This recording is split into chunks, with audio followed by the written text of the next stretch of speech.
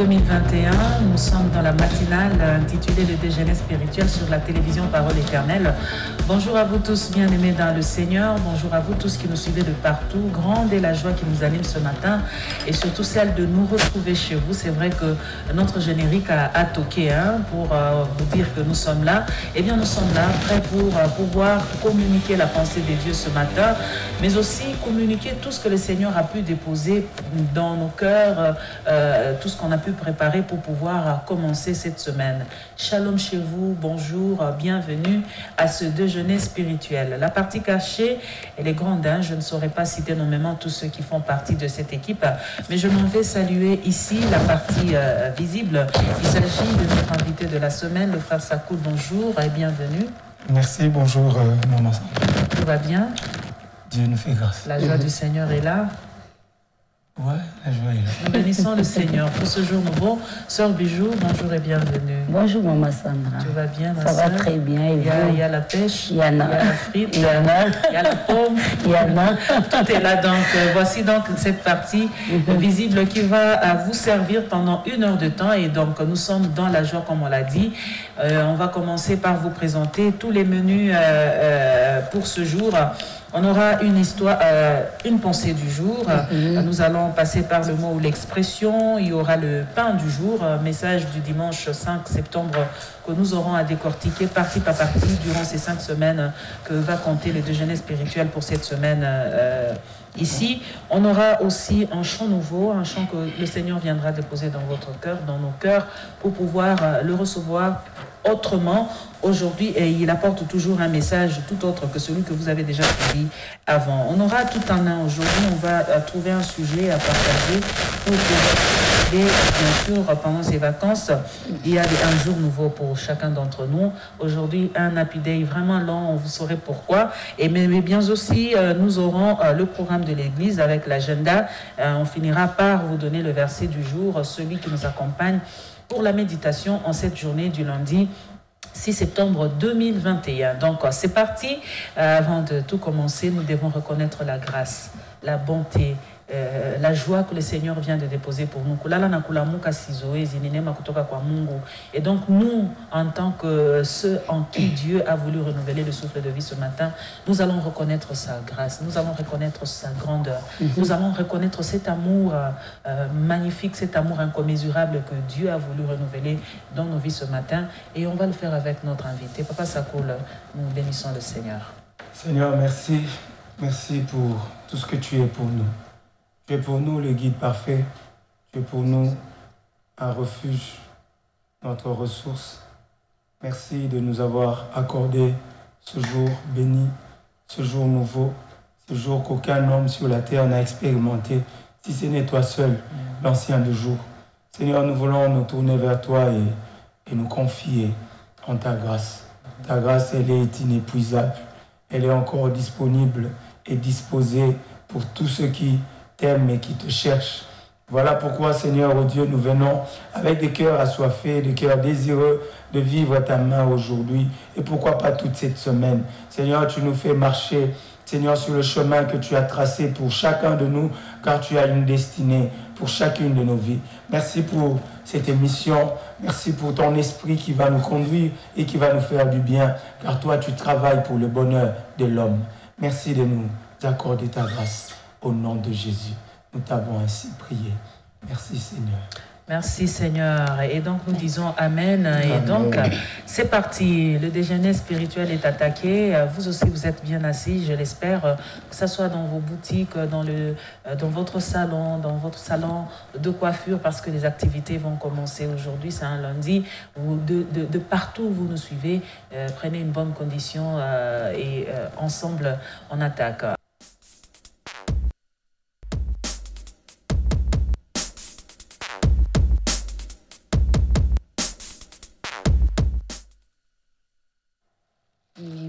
Et voilà, nous découvrons la pensée du jour. Ne juge pas la journée en fonction de la récolte du soir, mais d'après les graines que tu as sémées. Robert Louis Stevenson.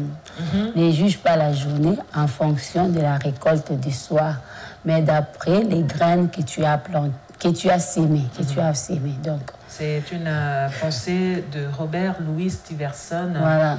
Ne juge pas la journée en fonction de la récolte du soir, mais d'après les graines que tu as sémées. Ça coule. Elle est à nous cette pensée. Que peut-on retenir de cette pensée qui se présente à nous ce matin?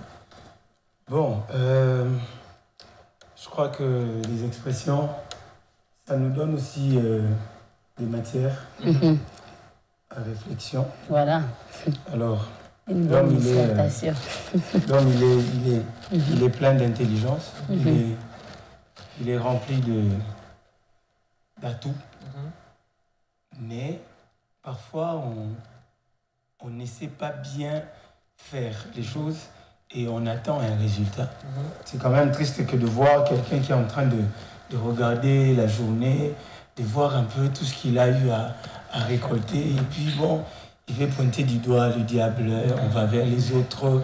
On oublie qu'on n'a pas été à la hauteur de bien ajuster son comportement, sa conduite et tout le reste. Et donc, on peut dire de cette expression, ne juge pas la journée en fonction de la récolte du soir, mais d'après les graines que tu as sémées, sœur Bijou, ça peut, sur le plan professionnel, on peut dire que c'est de la manière dont tu as travaillé que tu seras rémunéré, on peut le dire ainsi? Je pense que oui, parce que quand on parle des graines qu'on a sémées, c'est pour nous dire, si tu as sémé des bonnes graines, c'est en fonction de cela qu'on va te payer, s'il faut que je le dise ainsi. C'est ce que tu vas récolter. Donc, je pense on va vraiment dans le même sens que vous. Donc, on ne faut pas juger la journée en fonction de ce que tu as récolté, mais en fonction de la graine. Et je suis en train de réfléchir pour me dire, c'est comme on dit, ce qu'on a sémé, c'est ce qu'on moissonnera. Je pense que ça va aussi dans le même sens. Je crois, oui. Parce que tu ne peux pas juger pour te dire, en tout cas, ce que j'ai eu là le soir. Peut-être si j'avais planté, je ne sais pas si c'est l'oseille. Et voilà, tu récoltes l'oseille, même si tu récoltais ça en grande quantité. Mais moi, je pense que on peut se lasser ou soit se fatiguer de manger que de l'oseille. Mais quand on sait qu'on a planté des bonnes graines en fonction de ce que nous on aime, c'est en fonction de cela qu'on pourra juger la journée ou bien juger ce qu'on a eu à faire ou à accomplir. On ne récolte que ce que l'on a sémé. Je pense que c'est dans les mêmes sens. Donc, je vous en prie, vous vouliez parler. Bon, j'étais en train de réfléchir sur cette expression. Alors, je comprends que malgré toute l'intelligence de l'homme, on ne peut pas revivre la journée. La journée qui vient de se passer. Alors, certains font les bilans. J'ai moi-même échangé avec certains frères autour du mois d'août. J'étais en train de dire à certains, réalise un peu, le mois vient de se clôturer. Est-ce que comment tu as servi et comment tu as fait? Est-ce que tu es satisfait de ton service et tout ça? Alors, je pense que dans cette expression, il y a aussi un côté où il faut se pencher. C'est-à-dire, ne pas seulement rester sur les résultats, mais rester aussi sur les actes posés. Dans la journée, par exemple. Lorsque je fais le bilan de ma journée, elle a été comment? Souvent, ceux qui sont mariés, moi, personnellement, quand je rentre à la maison, c'est mon épouse qui me reçoit et qui me dit « Ça a été ta journée ?» Alors, je dis, bon, j'essaie de lui expliquer tout ce qu'il y a eu et tout. Mais nous oublions un peu la partie où nous devons... ce que je devais faire, que je n'ai pas fait, par exemple. Vous voyez, souvent on est là, on est fixé sur les résultats. Bon, ça n'a pas été bon, je voulais, et puis... mais on oublie que quelque part, il y avait la part de celui qui a consommé la journée. Ce que je devais faire, est-ce que je le fais? Tu es un travailleur, tu arrives au bureau, tu as des tâches que tu dois accomplir, et vous allez retrouver certains n'ont rien sur leur agenda dans la journée. Et puis bon, je travaille, oui. Quand j'arrive, je commence par quoi? Vous voyez, qu'est-ce qui est prioritaire? Et on n'a pas de plan. Certains arrivent sans agenda, ils embrassent tout. Et puis, bon, au finish, il n'accomplit pas correctement tout. On embrasse tout et puis on n'accomplit rien de concret. Et on se retrouve avec une journée perdue. Alors là, vous avez quelqu'un qui est là sur les résultats. Mais si on restait sur les actes, ça peut aussi nous donner de voir les choses Effectivement. Sœur Bijou. Effectivement, oui. Hein. J'aime, comme le frère Sakoul est en train d'amener les choses. Donc, c'est comme s'il nous dit il faut réfléchir d'abord par rapport à ce que nous s'aimons. Parce qu'on ne peut pas juger la journée seulement parce que soit on était fatigué, soit c'était une journée épuisante, c'était une journée où peut-être on a rencontré beaucoup de difficultés, on a eu des disputes, non? Non, il faut juger la journée par rapport d'abord à ce que toi tu as. Parce qu'il y avait ta part. Oui. Ta part, c'était de s'aimer, de mettre la graine sous la terre. Tu as mis quelle graine? Si peut-être il y avait eu des disputes, peut-être c'est parce que toi tu es passé par là, tu as pu planter une mauvaise graine et qui t'a amené les résultats que tu as maintenant. Donc, la part de l'homme, c'est cette sémence-là qu'on doit mettre sous la terre. Et en tant qu'homme, en tant que personne, nous devons veiller à la sémence que nous mettons. Ce n'est pas d'abord par rapport aux résultats. Je veille d'abord à la sémence. Je sème quoi, je fais quoi. Et le frère Sakoula dit que ce sont les actes. Je fais quoi, je sème quoi, je vais réagir comment. Tout ça, ce sont des graines pour que tu puisses te fatiguer, pour que tu puisses te dire, en tout cas, cette journée, elle était épuisante. Je me suis disputée avec tel et tel. Donc, peut-être que toi aussi, tu parles en commençant. La sémence n'était pas bonne. C'est pourquoi tu as eu ces résultats-là. Donc, il faut veiller à la sémence. À la sémence, d'ailleurs. Il faut veiller à la sémence, veiller à la graine que nous sommes en train de déposer sous la terre pour que nous n'ayons pas des journées aussi épuisantes ou bien aussi surchargées que ça, surtout que les résultats soient les meilleurs. Comme les frères meilleurs, parce qu'en réalité, on ne peut pas s'aimer une graine pourrie. Hein. La graine doit être sémée en bon état. C'est sous la terre qu'elle doit pourrir pour germer. Et bien la s'aimer, peut-être veiller aussi, mettre un peu d'eau. Mais si vous avez une graine qui a pourri, vous constatez bien que cette graine est pourrie, mais vous la mettez sous terre, elle ne va pas germer, elle ne produira aucun fruit. Par contre, on aura de la terre ferme, comme on l'a trouvé avant d'y mettre une graine. Et donc, ne juge pas la journée en fonction de la récolte du soir, mais d'après les graines que tu as sémées. Commence par juger la graine à s'aimer avant de pouvoir juger la journée, la journée elle-même, les résultats de la journée elle-même. Dieu dit, tant que la terre subsistera, la semaille et la moisson ne cesseront point. Donc, on a la possibilité de semer encore demain si aujourd'hui on a raté. Oui, on sème encore demain. Mais la journée passée, quel que soit le degré de la foi que l'on peut manifester, ça ne peut pas changer la journée passée. Donc ce qui est passé est passé. Et puis focalisons-nous sur mardi si j'ai lundi raté. Beaucoup d'efforts à fournir. Hein. On commence par travailler sur soi-même. Frère Sakou, je t'en train de me dire, et pour bien les faire, pour ne pas rater sa sémence, il faut associer toutefois seulement le Seigneur. Il faut le dire ainsi. Le Seigneur, il est celui qu'il faut pour l'homme. Voilà. Pour que l'homme puisse évoluer avec des progrès évidents et qu'il soit satisfait de ce qu'il reçoit comme journée. Donc, celui qui ne fait pas attention au Seigneur, bon, il se retrouvera avec un résultat. Certainement. Et s'il part maintenant là, et le jour où Jésus revient, je crois que on aura des résultats. Chacun va se rendre compte de comment il a été. Voilà, c'était la pensée du jour qui disait « Ne juge pas la journée en fonction de la récolte du soir, mais d'après la graine ou les graines que tu as sémées. » Pensée de Robert Louis Stevenson. Nous disons merci au Seigneur d'avoir déposé pour nous cette pensée aujourd'hui et nous la décortiquons.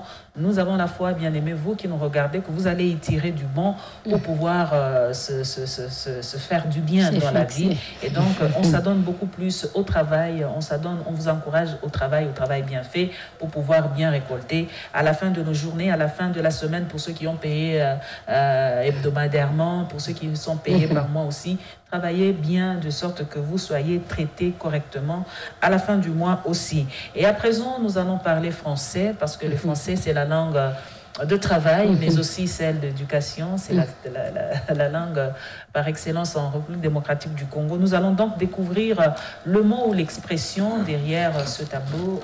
C'est avec vous, réalisation.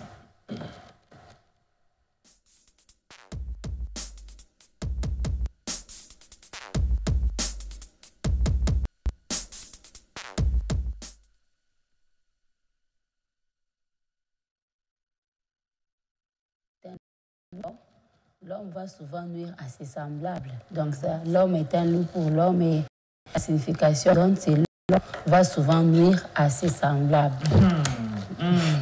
L'homme est un loup pour l'homme. Comment ça se fait? Le loup, nous savons que c'est un animal, il est aussi dangereux que ça. Voilà. Hein, un animal sauvage. D'ailleurs, si on doit rentrer dans le contexte du loup lui-même, c'est un animal sauvage. En tout cas, on ne peut pas rêver de rencontrer un loup dans son champ ou c'est ça. Pas moi sur le chemin. C'est tout s'il est affamé. Franchement, sinon, c'est de la bave et les griffes des dents qui vont sortir et ça ne sera pas agréable. L'homme est un loup pour l'homme, qui veut dire l'homme va souvent nuire à ses semblables. Frère Sakoul. Malheureusement, c'est vrai, cette expression. L'homme est le pire ennemi de l'homme. C'est aussi ce que ça veut dire, cette expression. Généralement, c'est dans l'histoire, je crois que l'auteur, on n'a pas mis le nom, mais j'ai lu, c'est Obès, je crois, qui a sorti cette expression. C'est après des temps de réflexion, d'observation, il a constaté certaines choses. Et je pense que tout part par le cœur de l'homme. Raison de plus pour que l'homme puisse donner son cœur à Jésus. Et quand l'homme donne son cœur à Jésus, il ne peut pas être un loup pour l'homme. Celui qui a mis son cœur à Jésus, Jésus n'a pas été un loup. Quand il est arrivé, c'était un agneau. Et il a servi pour le bonheur de l'homme. Et jusqu'aujourd'hui, il fait des preuves. Alors, si l'homme est un loup pour l'autre, c'est aussi parce que le cœur de l'homme est mauvais. Le cœur de l'homme s'applique à agir d'une certaine manière. Lorsque déjà je me place sur un terrain de la compétition, je suis dans un milieu séculier, dans une entreprise, je voudrais me mettre dans une compétition, dans une défiance. Je ne peux pas me retrouver en train de bien agir pour le bonheur de l'autre. Parce que ça sera un adversaire pour moi. Je ne le regarderai pas comme quelqu'un à qui je dois apporter une main forte pour l'emmener à réaliser au fait son travail correctement. Mais je serai en train de m'opposer à lui comme un adversaire. Et quand on se met sur ce terrain de compétition, eh bien, je deviens un loup. Un loup pour l'autre. Et l'autre devient un loup. Et c'est la guerre. C'est beaucoup de choses à la fois. C'est le désagrément, c'est tout ce qui n'est pas agréable, même aux yeux de Dieu. Sœur Bijou, est-ce que l'homme doit réellement être un loup pour l'autre? Non, je ne crois pas. Parce que le Seigneur a créé les hommes pour qu'ils vivent et œuvrer en société, qu'on arrive à s'aimer entre nous. Voilà pourquoi on dit, Jésus même dit qu'on doit arriver à nous aimer les uns les autres. Et à considérer l'autre comme soi. Quand on considère l'autre, si j'arrive à vous considérer comme moi-même, je ne serai jamais un loup pour vous. Donc, il n'y a que, comme le frère Sakoul l'a dit, il n'y a que celui qui n'a pas encore rencontré le Seigneur, qui n'a pas encore laissé peut-être Jésus-Christ prendre place dans son cœur, qui se comporterait de la sorte. Malheureusement, aujourd'hui, on peut trouver ces hommes-là qui sont des loups pour les autres. Ces hommes-là qui ont tendance à vouloir nuire aux autres, à tout prix en fait, à tout prix, veut nuire à son prochain. Je ne sais pas pourquoi. C'est peut-être parce qu'on n'a pas encore compris que chacun a son destin. Ce n'est pas le fait de vouloir nuire à l'autre que tu prendras sa vie ou bien tu prendras son destin, tu ne prendras jamais sa place. Quand on arrive à comprendre ça, je pense qu'on va s'arrêter un moment pour se dire chacun a sa vie, chacun a son destin. Le Seigneur nous appelle tous, chacun avec sa mission. Donc je n'ai pas à nuire à mon frère ou à ma soeur parce que jamais je ne deviendrai comme lui. On a vu les histoires, on a vu dans la Bible, on a connu des hommes, on a parlé de Moïse, on a parlé de Jacob. On a vu que ce sont des hommes qui étaient différents, mais le Seigneur a appelé chacun avec sa mission. Et quand on comprend ça, on ne sera jamais un loup pour l'autre. Frère Sakoul, est-ce que cette expression, nous pouvons l'encourager dans le milieu chrétien? Non. Pour quelle raison? Non, parce que nous n'avons pas d'exemple sur cette expression dans les Écritures. Au contraire, ceux qui se sont appliqués de cette façon ont dérangé leur marche avec le Seigneur, leur communion avec le Seigneur. Quand je me présente comme un loup pour l'autre, c'est quelle partie de l'Évangile? C'est ça. Voilà. Donc, ça n'existe pas dans les Écritures. Ce n'est pas une expression qui doit être trouvée dans les chefs du chrétien. Malheureusement, c'est le cas. Voilà. Parce que je suis une église sœur, l'autre me regarde comme un adversaire. Voilà. Ok? Parce que, bon, pour lui, nous sommes à la recherche les mêmes choses, nous recherchons les mêmes choses. Et vous allez trouver quelqu'un qui, pour la gloire, il dit, bon, il peut empoisonner. Malheureusement. Vous voyez, aujourd'hui, il y a les empoisonnements à l'église parce que l'homme est un loup pour l'homme. Pourtant, ça ne devait pas être le cas. S'il y a un lieu où on pouvait se retrouver en toute sécurité pour s'épanouir et à côté des autres, c'est à l'église. Mais malheureusement, vous avez à l'église des frères, entre guillemets, qui sont très charnels et qui se laissent emprunter le chemin de la compétition, de la concurrence. Vous êtes à la chorale, vous voulez faire la concurrence aux frères, et puis vous risquerez d'aller plus loin et de faire des dégâts. Donc, au point d'empoisonner l'autre, parce que nous faisons la même voix, il est alto, je suis alto, et puis bon, pour que lui ne puisse pas chanter au micro, je fais quoi? Je l'élimine. On est en mesure de faire des choses horribles. Et Dieu dans sa grâce, il a doté à l'homme une intelligence qui nous donne de voir des merveilles que l'homme est capable d'accomplir avec l'intelligence reçue. Mais malheureusement, avec cette même intelligence, les hommes s'appliquent à agir avec une malignité surprenante. Vraiment. Donc, cette expression, nous ne l'encourageons pas dans les milieux chrétiens, mais aussi dans le quotidien de chacun d'entre nous. L'homme ne doit pas être un loup pour l'autre homme.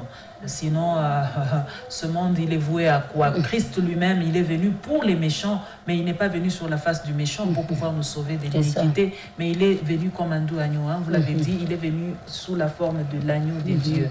Et il a donné la vie, il a versé son sang pour nous afin que nous puissions aujourd'hui être dans le salut. Nous bénissons le Seigneur pour toutes ces réactions hein, de vous, sœurs Bijou et frères Sapoul, que le Dieu de nos vies soit glorifié. Et cette expression va nous amener tout droit à reconnaître la présence de ceux qui nous écrivent. Hein. Le numéro affiché au bas de l'écran vous permet d'interagir, vous tous qui nous regardez, par WhatsApp ou par SMS, pas d'appel, parce que nous ne saurons pas répondre à cet appel en direct. Nous lisons le message hein, qui vient de nous arriver. Shalom maman Sandra, maman Bijou et papa Sakoul, nous vous suivons 5 sur 5 depuis Kipushi. Bon début de semaine à vous. Merci. Le message n'est pas signé, c'est votre frère de Kipushi, le nom Domitien Kipushi, Domitien Kituta. Peut-être j'y arrive pas. Ah, Domitien Kituta, oui, de Kipushi.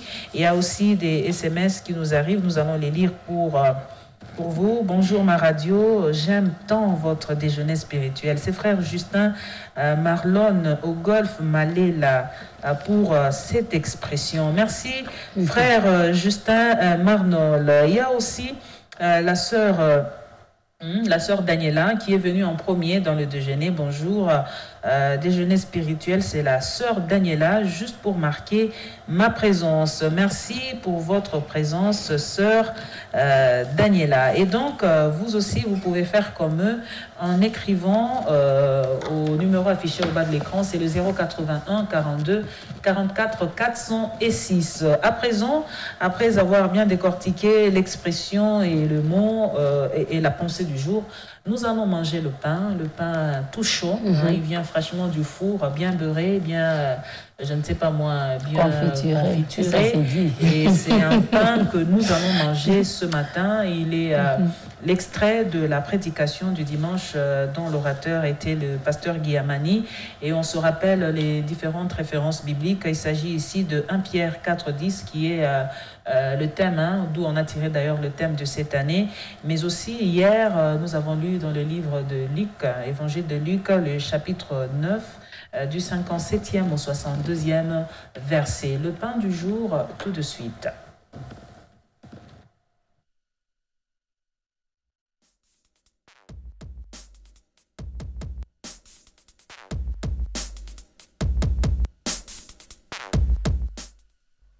Pierre 4,10, nous allons les faire à haute voix comme des bons disciples du Maître.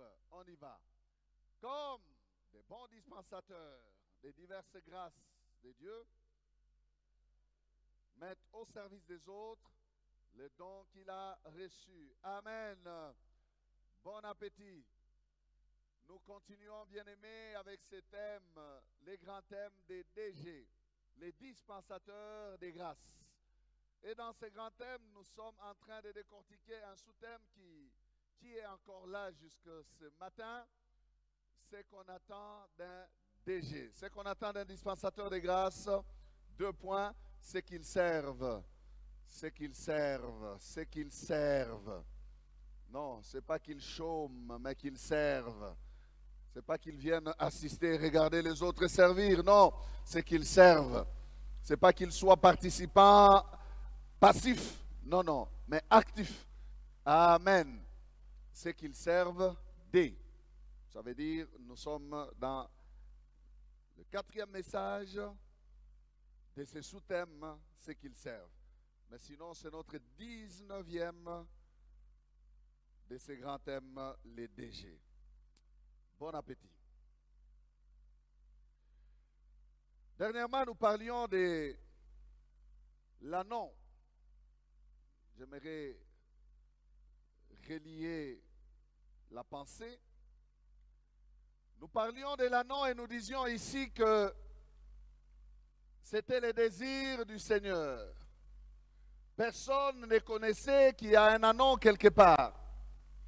Mais Jésus connaissait. Personne ne savait même dans quel état ou dans quelle situation, condition se retrouvait cet annon, mais Jésus connaissait. Et il va envoyer ses disciples qui vont aller chercher cet annon et trouver les choses telles que Jésus les avait dites. Là, je disais que Jésus est omniscient. Amen. Il pouvait connaître des choses sans être à côté de ces choses, avant que ces choses ne soient perçues par les yeux humains. Le cœur du Seigneur les perçoit déjà. Amen. Voilà, on ne sait pas tout reprendre. Il était question de 2 leçons. La première, c'était concernant le maître. Le Seigneur en a besoin. C'était le désir de son cœur. La deuxième leçon, c'était concernant l'annon. C'est le Seigneur qui connaissait les conditions et qui fixait les exigences. Il fallait que l'annon réponde à ses exigences à lui. Il n'allait pas prendre n'importe quel annon qu'on rencontre par ses disciples, un annon en divagation, et on saute dessus pour dire c'est tout à fait un annon comme un autre annon. Bon, il a demandé un annon, nous en avons trouvé. Non, non. Il fallait trouver l'annon désiré par le maître. Amen. Voilà.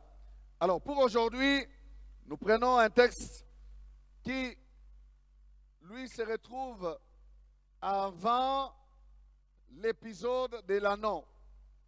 Donc, nous faisons un petit pas en arrière dans la chronologie des textes des évangiles. Nous sommes dans Luc chapitre 9, 57 à 62. Nous tirerons aussi là des leçons pour les services, pour suivre Jésus. Luc 9, 57 à 62. Je lis pour nous tous. Pendant qu'ils étaient en chemin, un homme lui dit, « Seigneur, je te suivrai partout où tu iras. » Jésus lui répondit, « Les renards ont des tanières et les oiseaux du ciel ont des nids, mais le Fils de l'homme n'a pas un lieu où il puisse reposer la tête. » Il dit à un autre, « Suis-moi. » Et il répondit, « Seigneur, permets-moi d'aller d'abord ensevelir mon Père. » Mais Jésus lui dit, « Laisse les morts ensevelir leurs morts. Et toi, va annoncer le royaume de Dieu. » Un autre dit, « Je te suivrai, Seigneur, mais permets-moi d'abord d'aller prendre congé de ceux de ma maison. » Jésus lui répondit, « Quiconque met la main à la charrue et regarde en arrière n'est pas propre au royaume de Dieu. » Amen. Voilà, bien-aimés, dans le contexte de ce que nous venons lire, ceci se déroule avant l'épisode de l'annon, comme je le disais. c'est Jésus qui choisit de retourner à Jérusalem parce que c'est là qu'un prophète doit mourir. Le contexte est que Jésus retournait à Jérusalem. Pendant qu'ils étaient en chemin, pour se diriger où? Vers Jérusalem. Il avait décidé de rentrer à Jérusalem parce que les temps où il allait quitter ce monde était arrivé. Il avait compris qu'il devait se rendre dans la ville où les prophètes mouraient. Vous voyez, Jérusalem a une réputation terrible. Une réputation terrible. Verset 51, j'étais en train de chercher le texte moi-même ici. Je place d'abord le texte dans son contexte. Lorsque le temps où il devait être enlevé du monde approcha, Jésus prit la résolution de se rendre à Jérusalem. Voilà le verset que je cherchais. C'est dans la direction de Jérusalem qu'il se dirige. Il va arriver dans un bourg des Samaritains où il va vouloir entrer. Qu'est-ce qui va se passer là-bas? On va refuser à ceux qui entrent dans ces bourgs. Et Jacques et Jean, son frère, vont vouloir faire descendre le feu du ciel. Mais Jésus va leur répondre en disant, vous ne savez de quel esprit vous êtes animés. Là, c'est dans le contexte. Donc, ce texte se passe, c'est toute une histoire qui va se prolonger. Et puis après, il y aura l'annon, il va entrer dans Jérusalem et tout ça. Gardez ça en tête parce que dans les commentaires plus loin, nous dirons des choses concernant cette descente vers Jérusalem. Et donc, c'était là le message de ce dimanche. C'est que l'on attend d'un dispensateur de grâce, c'est qu'il serve partie D. On a eu la partie A, la partie B, la partie C, et là, on a la partie D. Et donc, le tout a été tiré, comme on vous l'a dit, de Luc 9, 57 à 62. Frère Sakoul, un autre message, conserve toujours le service qui vient de tomber dans nos oreilles. On aura la suite pour mardi, mercredi, jeudi, bien sûr aussi vendredi. Le service vient et revient dans nos oreilles. Et dans la lecture d'hier, dans Luc 9, 57 à 62, on a vu que Jésus était en train de partir. Il parcourait des longues distances pour pouvoir aller à destination. Il allait tout droit vers la mort et la crucifixion, bien sûr, mais il devait passer par des endroits où il devait se trouver des disciples. Mais dans cette foule, il n'y a pas eu des disciples dévoués. Il n'y a pas eu ceux qui ont voulu servir avec le cœur. Mais ceux, par exemple, je peux retenir ce premier point, ceux-là qui voulaient servir avec seulement enthousiasme. Que doit-on retenir de ce message? Bon, le pain qui a été annoncé, je crois que c'est plus resté dans l'introduction du texte. On n'a pas cité le point. Nous aurions bien voulu que ça soit proclamé pour bien aussi fixer tous ceux qui nous suivent. Et bon, nous sommes dans Luc 9, comme ça a été introduit. Et là, c'est 3 personnes qui abordent Jésus et qui nous enseignent. Déjà, le premier point, c'est que c'est encore le service qui revient. Le service, je crois que c'est important. Le royaume des cieux, c'est pour ceux qui servent. Ceux qui sont sauvés sont appelés à servir. C'est vraiment anormal. Je ne sais pas s'il existe un chrétien qui veut vraiment l'être sans servir. Il nous faut servir Dieu. et nous sommes sauvés pour le faire. Nous ne le faisons pas parce que nous sommes enthousiasmés, nous sommes emballés par l'ambiance du service. Vous savez, le service attire. Hein? Oui. Quand vous entrez dans une église pour la première fois, vous voyez les gens, hein, vous pouvez regarder là devant, vous voyez ceux qui sont habillés, ceux qui déjà nous reçoivent à l'arrivée. Tiens, c'est intéressant. Même les papas comme ça peuvent servir. Donc ça peut attirer quelqu'un, mais il est attiré comment et par quelle motivation? Il y a toutes ces questions-là. Ces questions, pas seulement que l'homme se pose, celui qui va aller vers le service, mais que le Seigneur détecte. Ça, parce que c'est Dieu qui enrôle dans les services. Et c'est là aussi le dossier du jour, et le pain du jour plutôt. Donc, c'est le Seigneur qui détecte, qui enrôle, qui doit faire et qui sera en mesure de faire. Et déjà, le premier point, c'est un homme. Le pasteur disait, on n'a pas donné de nom.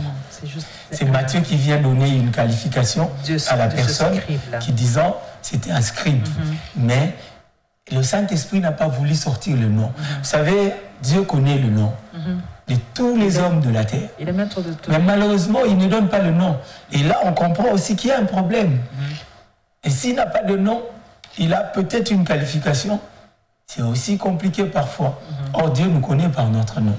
Alors, quand nous entrons dans les services, nous devons être identifiés par le Seigneur. Dieu doit nous connaître. Et je comprends malheureusement que cet homme n'est pas seulement connu de Dieu, mais n'est pas en mesure aussi de servir. Parce qu'il y a certaines choses à dire là-dessus. Le service. Le service, on l'a décortiqué depuis quelques mois dans sa version A, B, C et aujourd'hui D. Si le Seigneur est en train de marteler sur cette affaire de service, c'est parce que Dieu a besoin d'un homme. Pas d'un homme dans le sens du genre, mais d'un homme, d'une femme qui doit le servir.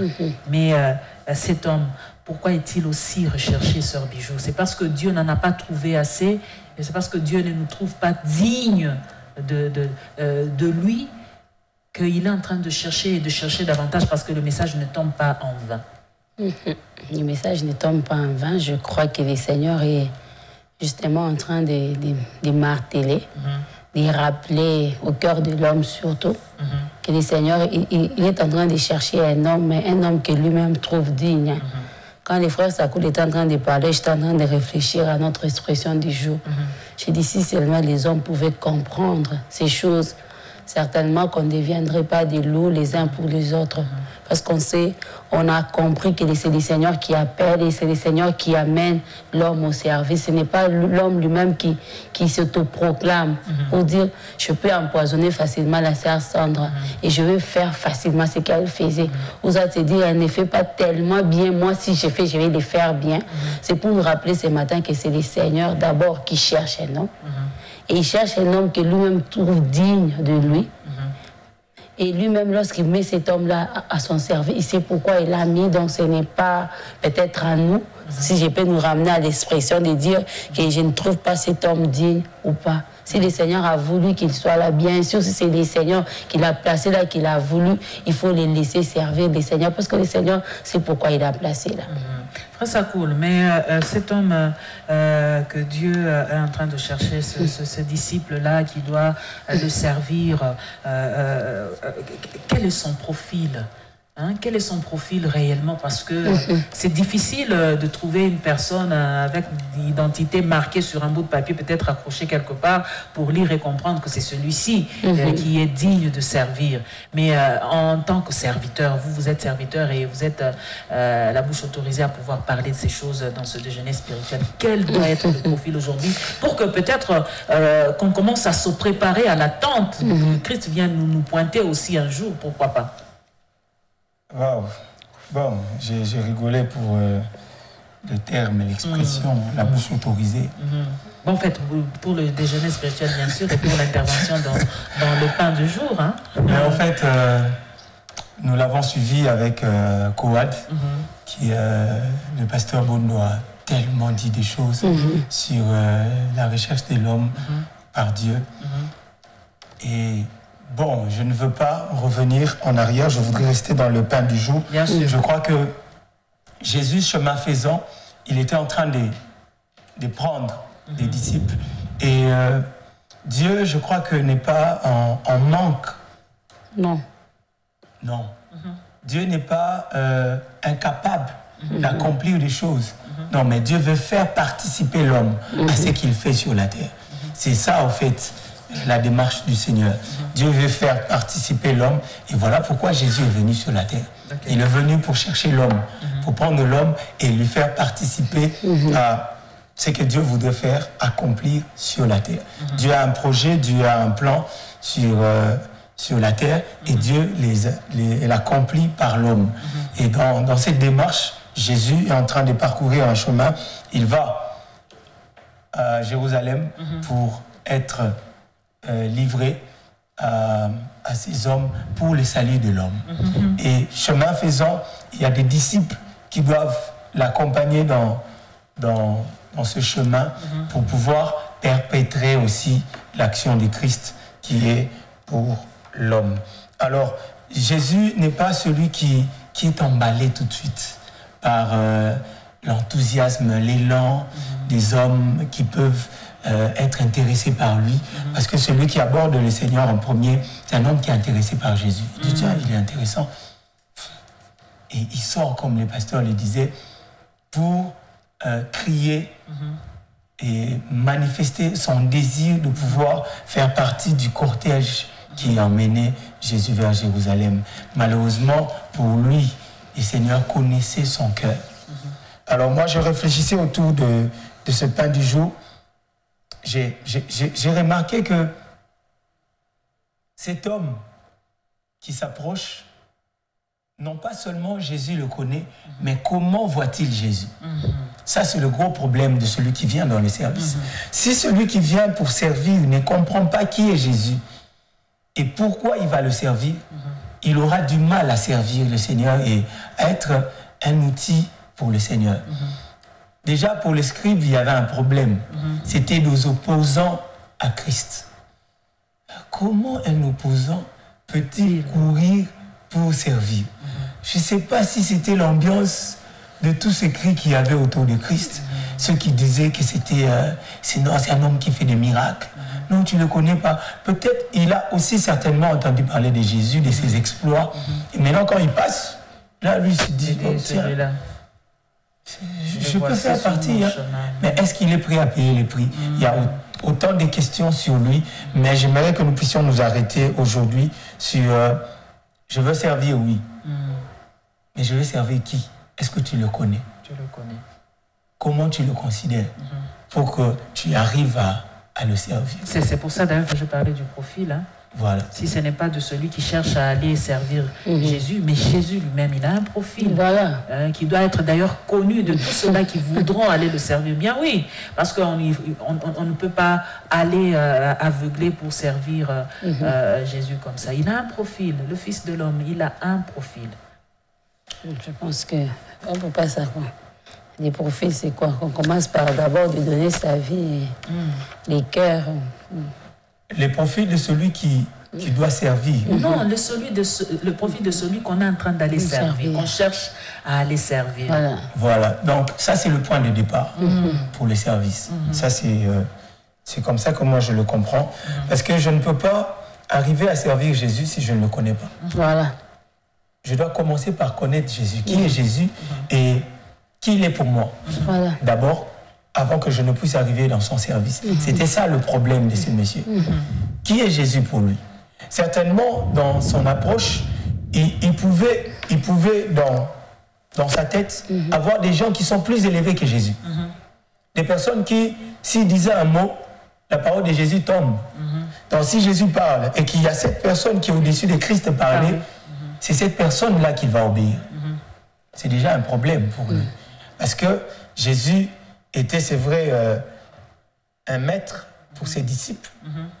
Mais lui, avait-il un maître qui soit au-dessus de Christ? S'il avait un maître qui est au-dessus de Christ, donc ça ne sert à rien que de courir pour aller servir. Pour suivre Jésus.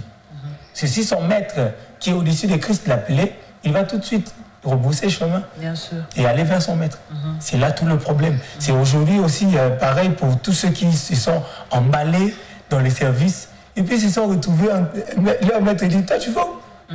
Non, je voulais aller, mais bon, il n'y a pas moyen. Et tout de suite, il rentre dans le monde. Pourquoi? Parce qu'ils n'avaient pas connu le Seigneur pour qui ils se sont retrouvés dans le service. Sœur Bijou. Magnifique. Donc il faut connaître la condition sine qua non. Connaître, effectivement. Pouvoir servir, c'est connaître d'abord Jésus. Il est pour nous et qu'est-ce que nous on aura en le servant. Si je vous comprends bien, frère Sakou. Non, pas que ce que nous aurons en les servant, mais ce que nous allons faire dans le service. Parce que je dois d'abord connaître le Seigneur pour arriver dans son service. Si je ne connais pas le Seigneur, parce que cet homme qui s'approche ne connaît pas Jésus.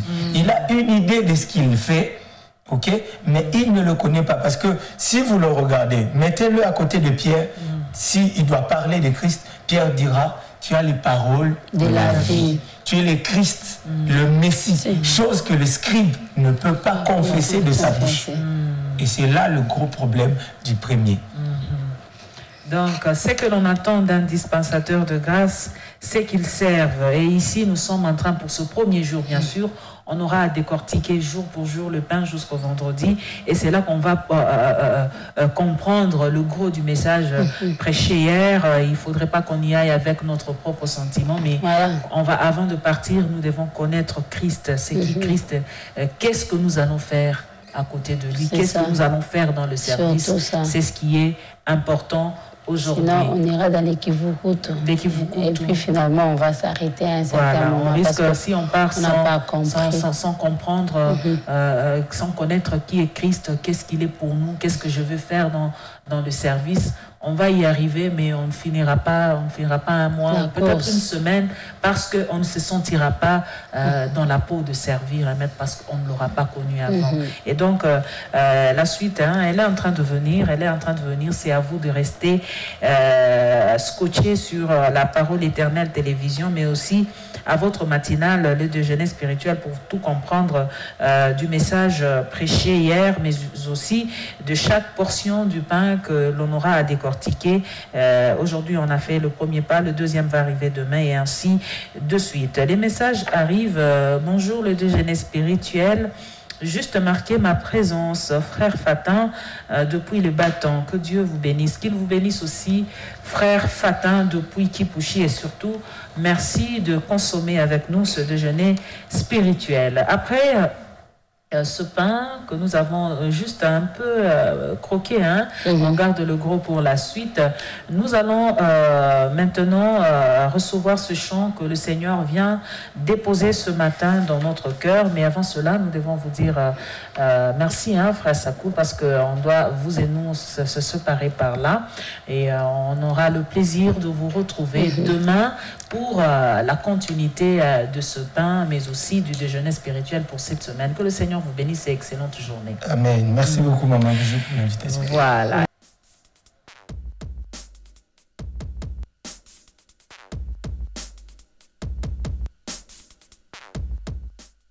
Sœur Bijou, les vacances sont pointées à l'horizon depuis 1 ou 2 semaines, beaucoup plus une semaine, parce que les étudiants finalistes en 6e année secondaire ont fini leurs examens d'état jeudi dernier seulement et ils sont aussi en vacances.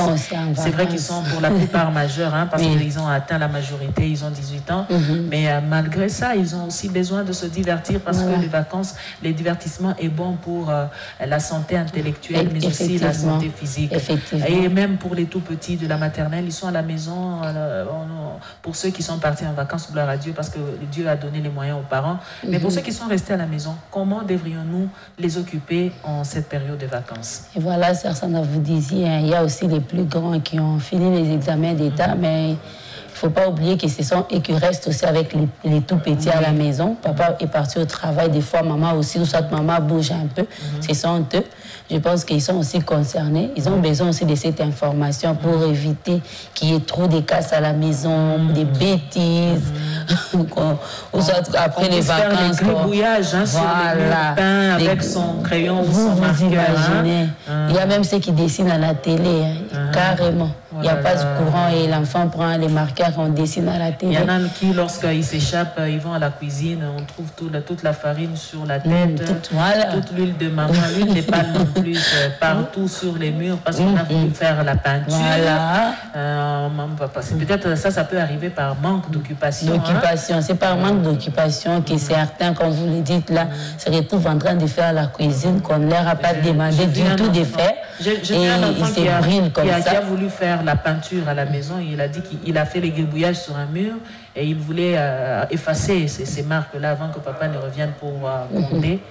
Et l'enfant a pris la peinture, tout un pot de peinture et il s'est bien peint la peau. Et cet enfant, je ne sais pas, on va taper, on va gronder, mais je pense que d'une part, la responsabilité revient aussi aux parents. Quand on ne sait pas quoi faire de ses enfants pendant les vacances, on peut les envoyer chez mamie, mais chez mamie aussi, s'ils ne savent pas quoi faire, je pense qu'ils feront toujours des bêtises. Peut-être que mamie laissera passer, mais ce n'est pas du tout intéressant. C'est pourquoi on a amené ces quelques astuces pour permettre aux parents de mieux occuper les enfants. J'aimerais dire aux parents, avant que nous puissions commencer, il ne suffit pas seulement de mettre les enfants devant la télé. On s'est dit, comme ils sont en vacances, il peut y avoir interruption du courant électrique. Je cherche les groupes parce que je ne veux pas que ces enfants puissent me déranger. Ou soit je leur donne carrément des tablettes parce que je ne veux pas. Chers parents, je vous déconseille ce matin. On ne peut pas donner à l'enfant la télé du matin jusqu'au soir. Il y a des heures pour la télé. Il y a des heures pour la télé. Il y a des heures pour la télé. Et il faut aussi réfléchir à certaines activités. Et puis tous les programmes de la télé ne sont pas pour les enfants de cet âge-là. Il y a des programmes qui sont adaptés et d'autres qui ne le sont pas. C'est ça. Donc il faut réfléchir à certaines activités. Et je pense que pour réfléchir à ces activités, vous, en tant que parents, vous réfléchissez. Mais lorsqu'il faut choisir les activités, il faut aussi associer les enfants. Donc c'est très important. Vous réfléchissez et vous amenez vos enfants, vous leur dites, en tout cas pendant ces vacances, les choses vont se dérouler de telle façon, mais j'aimerais que vous associez aussi. À telle heure, qu'est-ce que vous aimeriez faire? À telle heure, qu'est-ce que vous aimeriez faire? Surtout quand il y a aussi les plus grands, les plus petits, peut-être il faut leur montrer avec l'aiguille. Quand ça arrive ici, vous changez d'activité, mais avec ceux qui sont un peu plus grands, qui ont la capacité de comprendre, il faut nécessairement leur dire, à telle heure, vous aimeriez faire quoi? Donc je dis aux parents, non pas seulement la télé, en dehors de la télé, choisissez d'autres activités. Il doit y avoir des heures pour regarder la télé, il doit y avoir des heures où les enfants sont appelés à la lecture. Pour ceux qui ne savent pas lire, je sais que ici chez nous, en tout cas, la lecture, c'est un problème. Même les grandes personnes n'aiment pas lire, mais il faut quand même changer les habitudes. Aux plus petits, nous devons les inculquer les bonnes habitudes. On peut lire une histoire. Un enfant qui sait déjà lire, vous pouvez lui procurer des livres qui commencent à lire des histoires. Pour ceux qui ne savent pas lire, les plus grands peuvent faire ça. Ils peuvent lire pour les enfants. Il y a les histoires, il y a la Bible pour enfants. Vous pouvez aussi inclure cette Bible-là dans les activités que vous donnez à vos enfants. Donc j'ai parlé de la télé, ça fait partie aussi des activités. Il y a aussi la lecture, qu'on doit absolument inclure. Parce qu'il y a des enfants qui ne lisent qu'à l'école.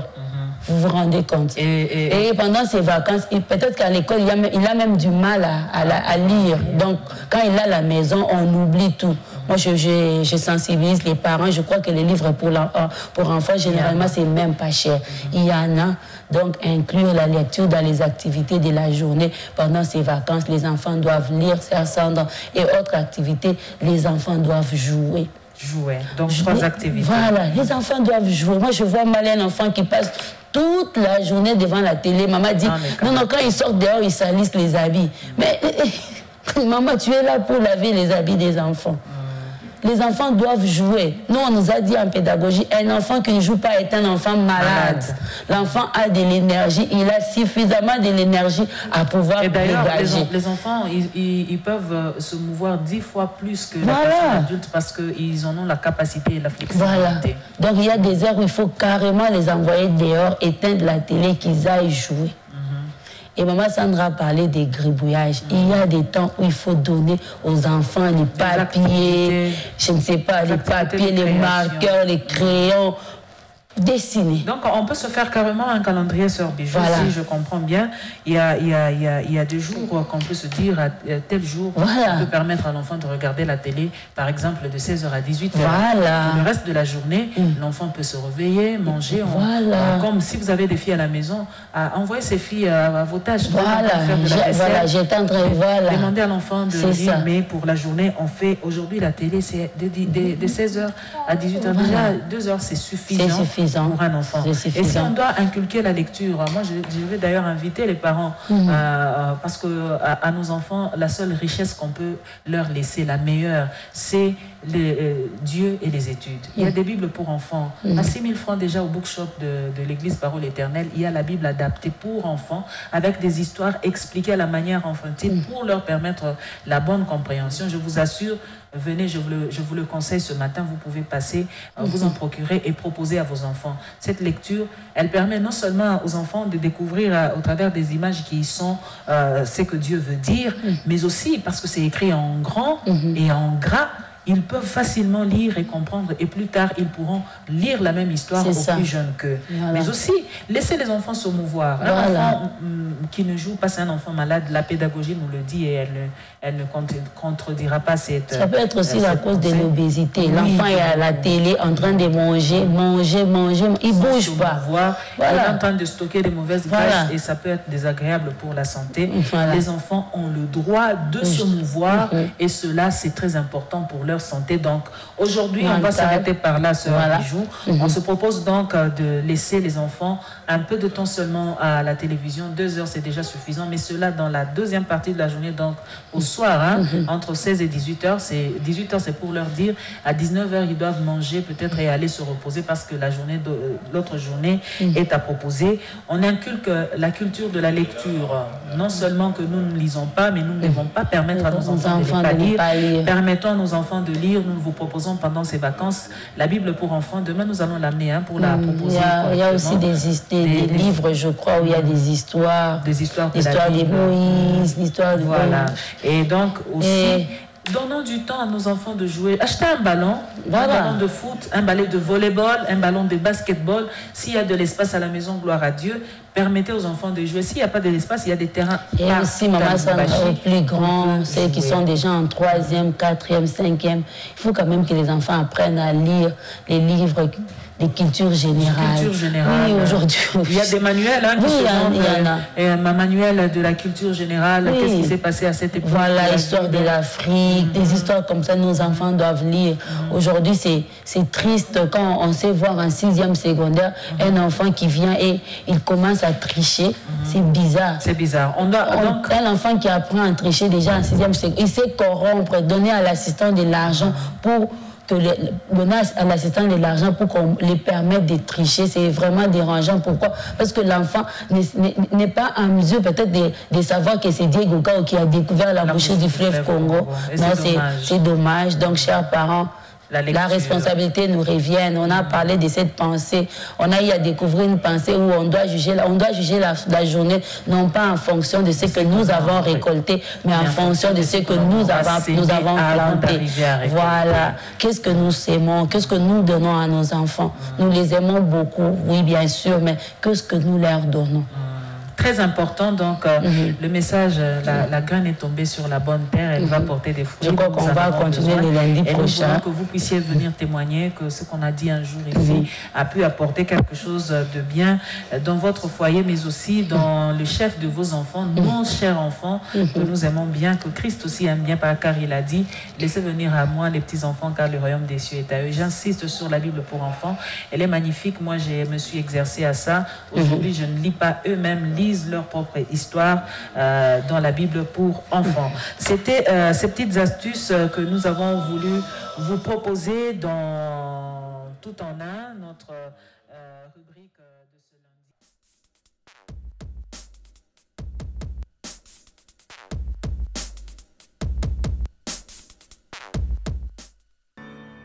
lundi. Et voilà, on va lire. Nous sommes dans Ézéchiel chapitre 28, verset 2b. On va découvrir la pensée que le Seigneur veut nous communiquer aujourd'hui. Voilà, ça y est là. Toi, tu es un homme et non Dieu. Tu prends ta volonté pour la volonté de Dieu. Toi, tu es un homme et non Dieu. Tu prends ta volonté pour la volonté de Dieu. Ézéchiel chapitre 28, verset 2b. Le message est bien clair. Hein? Toi, tu es un homme. Tu n'es pas Dieu, mon frère, ma soeur. Et tu prends la volonté de Dieu pour ta volonté. Non, attention, Dieu et la volonté de Dieu reste la volonté de Dieu. Et elle est incontournable, elle est insondable. Et les pensées de Dieu sont d'ailleurs insondables pour nous. Garde ta place de créature et lui, il va garder sa place de créateur. Voilà. Le message est bien clair. Mais avant complètement de finir, voici, il y a un agenda aujourd'hui. Nous savons que c'est lundi. Et lundi, nous devons nous retrouver dans nos cellules, l'église à la maison. Le rendez-vous est pris, hein. Vous respectez pour le quartier où vous êtes, ou l'endroit où vous vous réunissez, respectez l'heure. Mais si vous n'avez pas la précision sur les adresses pour les nouveaux venus, vous pouvez venir à l'église, consulter sur le valve. Les adresses sont toutes inscrites et il y a toujours des numéros que vous pouvez contacter pour ne pas vous perdre sur l'adresse. C'en est fini pour tout aujourd'hui, donc ça n'est fini pour les déjeuners spirituels. Le tout premier de cette semaine, nous disons merci au Seigneur pour la grâce nous accorder, surtout de venir chez vous et de vous communiquer sa pensée. Merci à vous, sœur Bijou. Merci à vous, ma Sandra. Merci également au frère Sakoul qui est parti. Nous nous retrouvons demain pour continuer cette semaine. Nous disons merci à toute la grande équipe technique qui nous a réalisé. Merci aussi à vous tous qui nous avez regardés. Le déjeuner spirituel va revenir demain, mais ça sera avec le même et réel plaisir. Que le Seigneur vous bénisse tout ça.